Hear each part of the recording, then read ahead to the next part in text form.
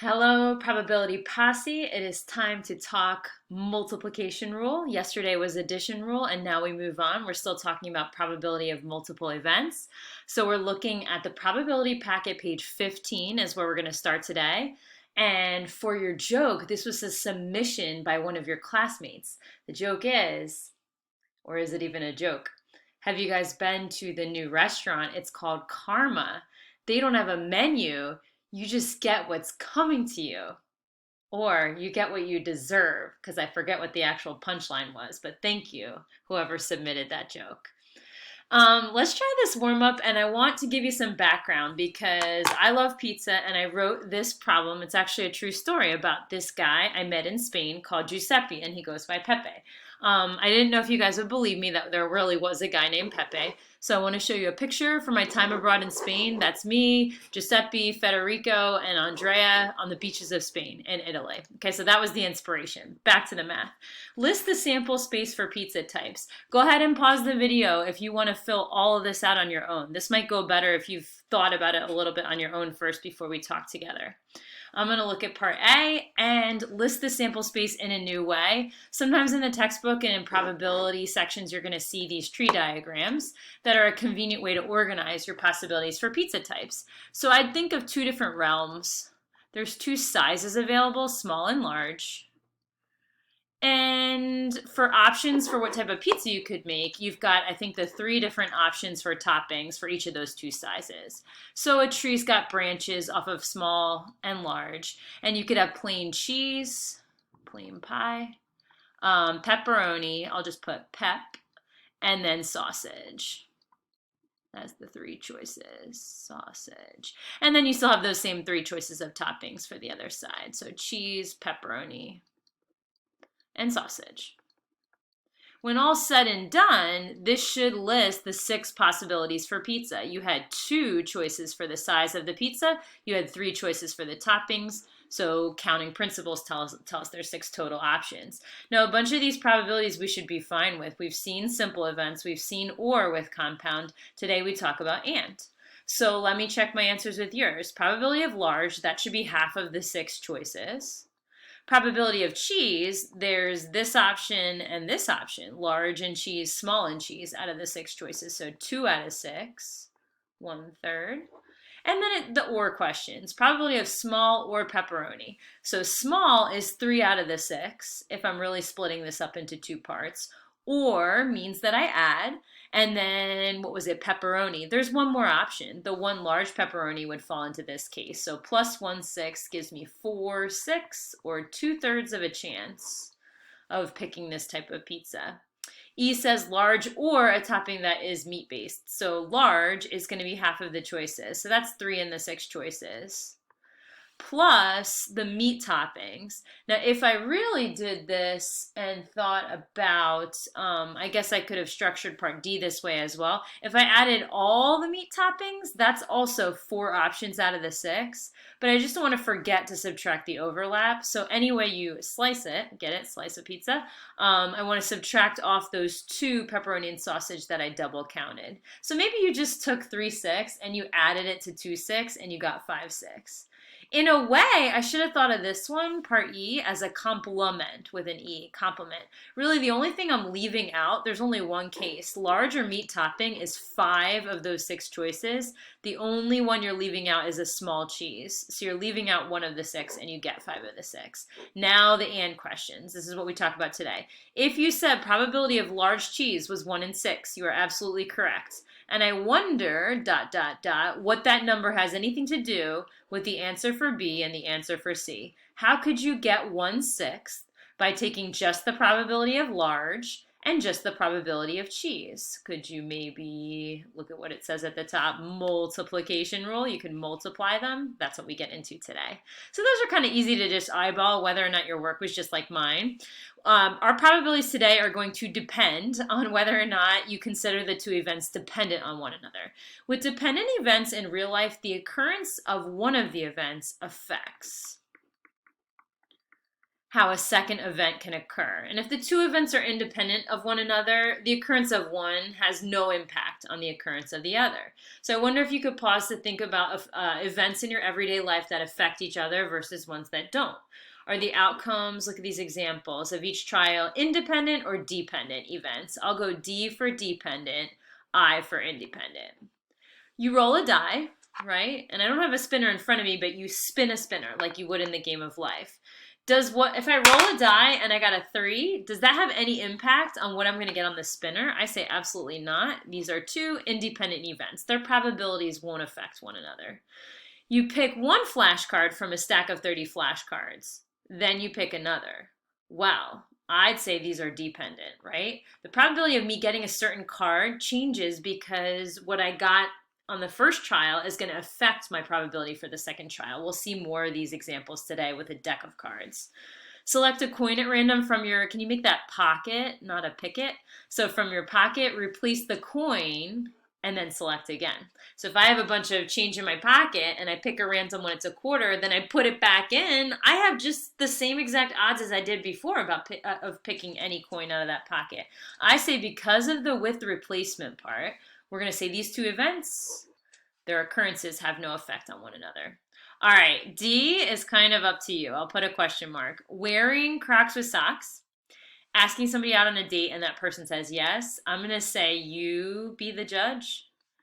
We are not all about outer appearance here. So fashion choices maybe shouldn't deter you from saying yes to somebody on a date. I, in fact, also wear Crocs. You might be able to see one of my gibbets here of Mulan. Movie comes out soon. I think Crocs are cool. Crocs with socks, I don't do much, but to each his or her own, I guess I would say.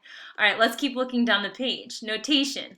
If I ever just say the probability of A and B, we're using and in today's problems, that denotes a specific order. That means A is going to happen first and B happens second.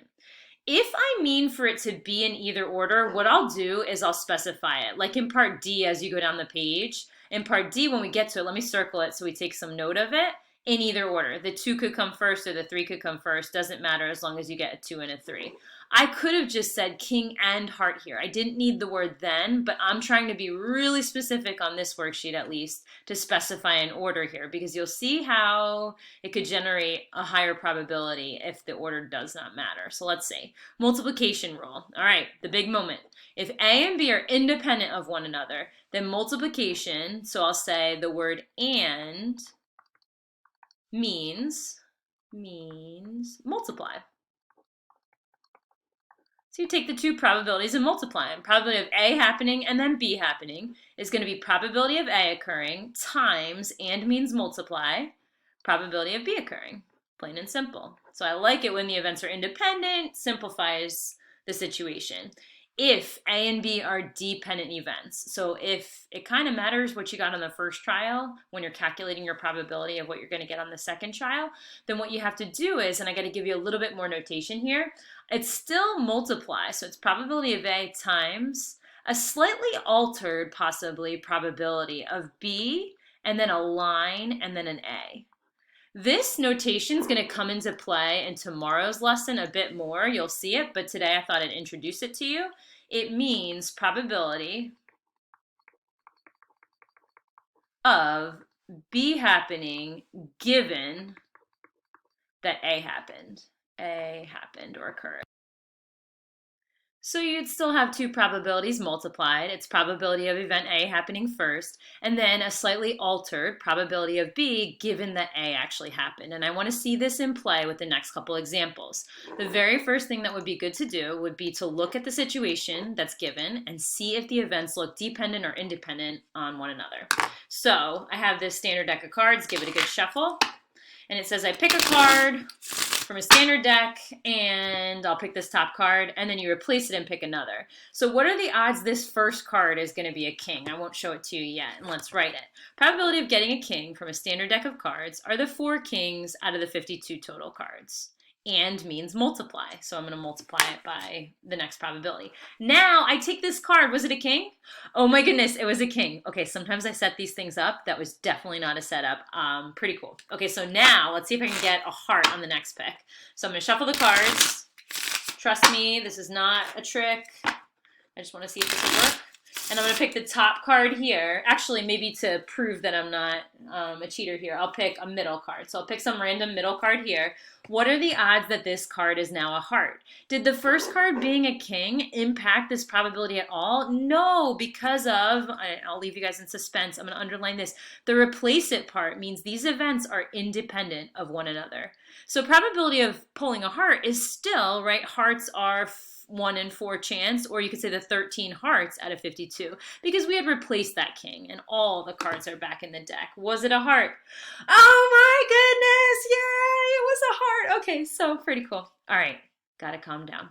Now we still have to simplify. Let me not get carried away. So 4 goes into 52 13 times. What do you know? The 13s can cancel as well, and you have a 1 in 52 chance of this compound event occurring. Let's try at least 1 or 2 more of these. Let's try C and D.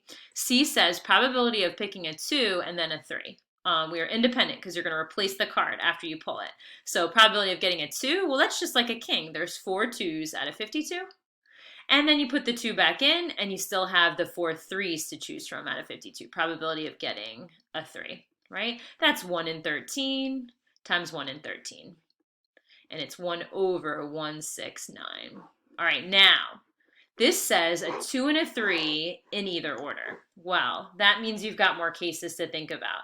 This is like saying probability you get the 2 first and the 3 second, or means plus, you get the 3 first and the 2 second in either order. So it's like we're going to get this and double it. These should be the same products here. You have the 1 in 169 was probability of pulling a 2 and then a 3. We got that answer in part C. Plus, this is going to be another 1 in 169. It's still 4 out of 52 over 4 out of, or times 4 over 52. So you get 2 of these over 169. And that was for independent events, okay? Let's move on to page 16. At a picnic, there are 10 Cokes and 5 Dr. Peppers. I sure hope I get the Dr. Pepper. There's also 8 bags of Lay's and 12 bags of Doritos. You grab a drink and a bag of chips without looking. What's the probability you get a Coke and a Lay's? Well, are these events dependent or independent? I guess it doesn't matter what soda I get if I'm talking about the impact it's going to have on what chips I get, right? They're probably in different areas of the picnic. So you have, for a Coke, a 10 in how many drinks? 15 chance of picking a Coke. And then you want Lay's, so 8 in the 20 bags of chips that are there. You would reduce, you guys can do this part on your own. If you see anything else, do it. You have an 8 in 30, we'll say, chance of that happening. Now I want to skip down to number 4 because I want to get to events that are going to be independent of one another. And I guess before I switch, I probably should reduce it, right? A little bit more, maybe make that answer for part A, 4 over 15. All right, so part 4, can you star this one? You pick 2 cards without replacement, meaning once you've picked one, it's gone. Find the following. Probability, a couple of these I'm going to change, but the first few I want to leave the same. Diamond and then club. Well, diamond, there are 13 diamonds out of 52, 13 in each suit. Then a club, now that you've picked it, it's gone. What's your new denominator? You only have 51 cards left to choose from. You still have 13 clubs to choose from because you picked a diamond for the first card, but this is a big switch. That second denominator changes because these events are dependent on one another. Any reducing is still helpful. I know I rushed through the reducing part, but this I think you guys can do on your own. And feel free to use a calculator for some of the crazy fractions, but a 13 over 204. We solved this on the last page, 2 and then 3, but it was with replacement. If it's without replacement, you do have the 4 2s. You do have the 4 3s, but you chose a card and it's gone, so now you have a 4 in 51 chance. So here's the difference here, right? 1 in 13. You get 4 over, multiply those together, get 663. Not a huge probability that that exact event will occur.